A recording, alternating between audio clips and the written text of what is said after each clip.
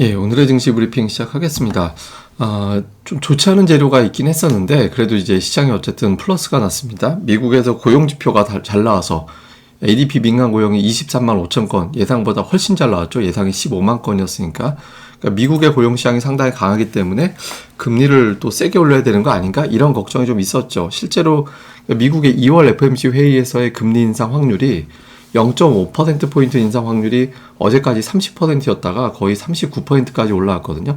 그러니까 미국이 긴축을 세게 할지도 몰라 이런 불안감이 있었지만, 이거 지표만 가지고 이렇게 확 바뀌지는 않을 것 같다. 그리고 연준 인사들의 발언은 이제 어느 정도 몸에 배버려서 세게 발언을 해도 그렇게 시장이 놀라지는 않는 단계다. 이 부분은 그렇게 넘어갔고요. 그리고 이제 삼성전자가 워낙 또 세게 움직이다 보니까 지수도 올라가게 됐는데, 잘 보면 음봉 나왔지만 꼬리 길게 달고 양봉 나오고 음봉 나왔지만 꼬리 길게 달고 또 양봉 나오고. 그러니까 이때 이제 9월에 바닥 나왔을 때 꼬리 길게 달고 양봉, 음봉, 양봉 이렇게 이제 나왔을 때보다 더 세졌어요. 예, 외국인들 매수가 이제 이번 주 내내 지금 이어지면서, 그러니까 지수가 마이너스권으로도 밀리긴 하지만 결과적으로는 플러스로 확 밀어 올리는 이제 그런 패턴이 지금 3일 동안 이어지고 있죠. 그러니까 이제 강한 매수가 시장에 들어왔다라는 거고, 결과적으로 보면 제가 이제 통계적으로 코스피가 역사상 8주 연속 빠진 적은 없었다. 그러니까 7주 연속 지난주까지 빠졌는데, 그래서 통계적으로만 놓고 보면 이번 주에 이제 상승할 가능성이 통계적으로 높다라고 말씀을 드렸는데, 이 통계 그대로 일단은 진행이 됐던 것 같습니다. 그래서 이제 통계라든가 이런 것들을 이렇게 아예 무시는 못하는 것 같아요. 시장에서 작용했던 뉴스들을 보면 연준 인사들의 발언은 사실은 좀 불안함이 있었죠. 에스더 조지라든가 라파엘 보스틱이 2%로 물가가 가는 거를 확실하게 보여줘야 된다. 이런 신호가 확실하게 나와야 된다. 이렇게 언급을 하고 높은 수준의 금리를 상당 기간 유지해야 된다. 이런 언급을 했거든요. 근데 그 발언 쳐놓고는 센 발언 했음에도 불구하고 또 고용지표 잘 나왔는데 국채금리 상승 속도 폭은 그렇게 크진 않았어요. 이 상승을 조금 더디게 만들어준 역할이 의외로 제임스 블러드였습니다.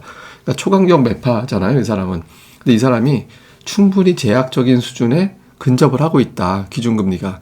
그러면서 이제 올해 인플레이션 완화 신호가 나올 수도 있을 것 같다. 그러니까 이렇게 이야기를 했거든요. 그러니까 물가가 잡힐 수 있을 것 같은데 이런 취지의 말을 한 거예요. 물론 이제 여러 가지 원론적인 이야기를 했지만 시장에서 눈에 번쩍 띄는 거는 저 얘기죠. 저 사람이 블러드가 왜 저러지?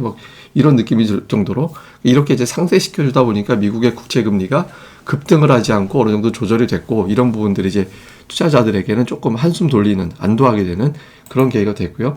그 다음에 이제 중요한 건 삼성전자 실적이었는데, 삼성전자 실적 딱 나오자마자 쇼크였죠. 말 그대로 매출이 70조 원, 영업이익이 4조 3천억. 저 처음에 이게 무슨 오타난 줄 알았어요.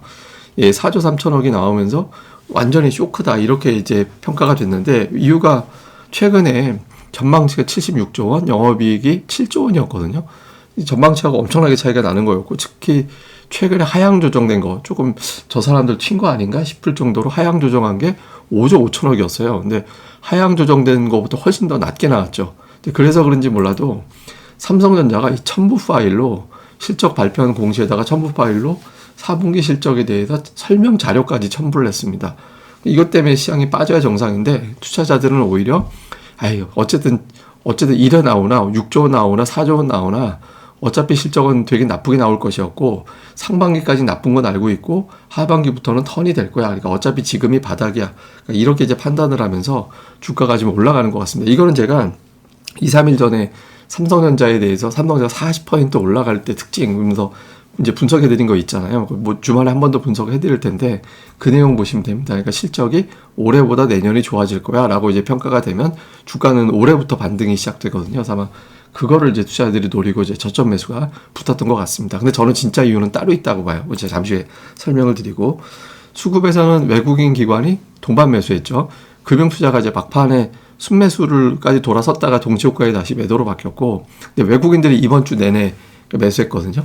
이번 주 내내 이제 매수를 했고, 다만 이제 개인들이 다시 이틀 연속 콜옵션 사는 거는 조금 불안정하긴 한데, 어쨌든 현물에서 외국인들이 이번 주 풀로 매수를 했고, 더군다나 순매수한 거에 거의 절반 가까이를 오늘도 삼성전자, 금융 이런 거 매수했고, 한동안 좀 매도 쪽에 가 있었던 LG 에너지 솔루션도 매수했거든요. 현대차라든가 이런 것들이죠. 그러니까 금융주가 많이 포진해 있고, 그 다음에 이제 삼성전자 매수하고 있고, SK하이닉스도 매수 우위를 보이고 있는 게 이제 특징이었고요. 반면에 이제 어제 매수했던 카카오 네이버는 이제 매도적으로 바뀌었고, 기관은 이제 하이닉스가 매수일입니다. 그리고 이제 삼성전자도 매수 안에 들어가 있고 금융주와 건설주가 각각 또 들어가 있고 그러니까 금융과 IT는 외국기관이 동반 매수를 한 거예요.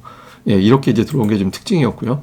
코스닥 쪽에서는 이제 엔터 쪽 오늘 많이 빠졌잖아요. 그러니까 엔터 팔아서 다른 쪽으로 넘어왔는데 엔터에서도 좀 체인지. 그동안에 JYP 팔았는데 이제 JYP 매수로 바뀌었고 그다음에 IT 계열의 종목들 뭐 BH라든가 원익 IPS라든가 하나마이크론 주성엔지니어링 제우스 이런 종목군들이 들어왔죠. 기관도 마찬가지입니다. 그러니까 2차 전지 주고받고가 있지만 그 아래 보면 심텍, 테스나, PSK, 원익 IPS, 동진세미캠, 이녹스 첨단소재 뭐 이렇게 이제 IT 계열의 종목들을 이제 매수하면서 삼성전자가 가니까 거기에 공급하는 업체들을 맞춰서 매수하는 예, 그런 모습을 좀 보인 게 특징이었습니다. 자, 이슈를 정리해 보면 이제 미국의 고용지표 나오죠. 예, 비농업 일자리 한 20만 명 정도, 그다음에 이제 실업률 3.7% 예상하고 있는데 어떻게 이제 나오느냐. 여기서 이제 또 쇼크 비슷하게 나와주면 이제 시장이 더 급등을 할 거고 고용이 서프라이즈하게 나오면은 조금 주춤거림이 나올 수 있겠죠. 그래서 고용지표 문제. 그다음에 또 하나는 블러드가 왜 갑자기 좀 초강경 매파에서 준 매파 쪽으로 톤다운이 됐지? 이게 이제 다른 사람보다 다른 사람 5사람이 매파적인 발언하는 것보다 이 사람이 약하게 발언하면 그거를 더 주목하게 되거든요. 그래서 제임스 블러드의 저 발언, 이 사람이 딴 건 모르겠는데 인플레이션이 올해 떨어질 거야 라는 취지로 발언을 했죠. 그래서 이거를 투자들이 계속 주목을 하게 될 가능성도 있습니다. 그래서 미국 국채금리 추이 어떻게 돌아가는지 볼 필요가 있고 삼성전자 실적 발표 이후에 일단 외국인들이 오늘은 매수했는데 주말 사이에 또 분석을 많이 할 겁니다.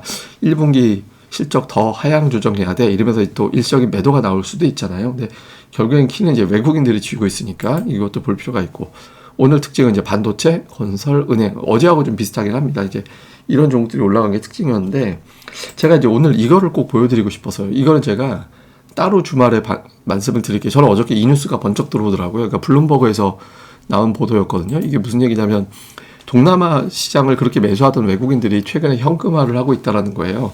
그러니까 동남아는 인플레이션 국면에서 돋보이는 국가였잖아요.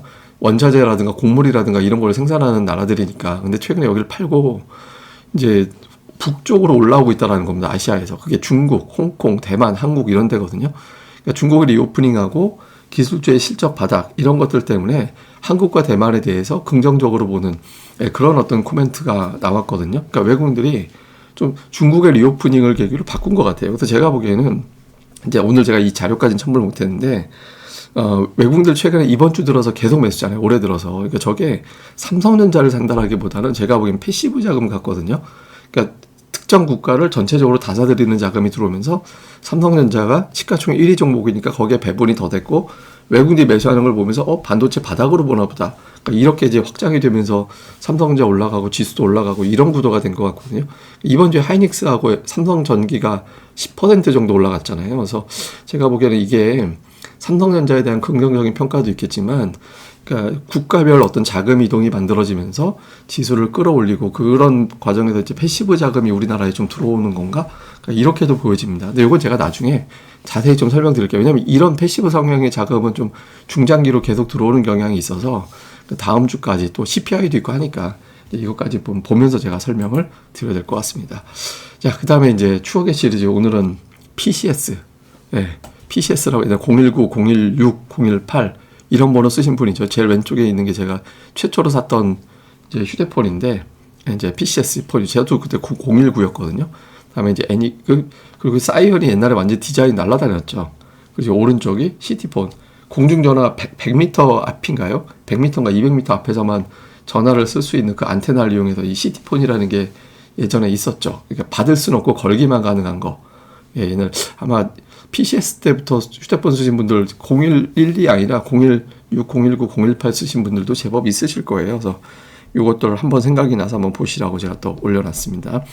예, 그리고 이제 그 고릴라 리서치를 좀 한번 봐주셨으면 좋겠는데 제가 이제 시장에 대해서 코멘트를 계속 올려드려요. 오늘 아침에도 아침에 삼성전자 실적 보자마자 9시 20분에 오늘 시장 돌아가는 게 좀 특이하다. 그래서 제가 조금 전에 말씀드렸던 패시브 자금 내용을 여기에 올려놨거든요. 그래서 이런 것들 제가 수시로 다 올려드리고 하니까 한번 보시면 좋을 것 같고 그리고 이제 또 멤버십 페이지에도 좋은 자료들 많이 올리거든요. 제가 이제 삼성전자의 어떤 흐름이라든가 증시를 주도하는 이슈들 하면서 제가 이제 삼성전자 이야기하면서 이게 이제 삼성전자 40% 올라가는 이제 공식이 있다. 그래서 한번 삼성전자 이번 주에 어떻게 반응하는지 좀 보셔야 된다. 이런 내용도 올려드리거든요. 그래서 카페 좀 자주 오시고 이런 것들 좀 많이 봐주셨으면 좋겠고요. 그리고 이번 주에까지 고릴라 리서치 가입 이벤트 진행을 하니까 가격 혜택도 있고 또 가격 혜택 이외에 지속적인 혜택도 있으니까 또 많이들 관심 좀 가져주셨으면 좋겠습니다.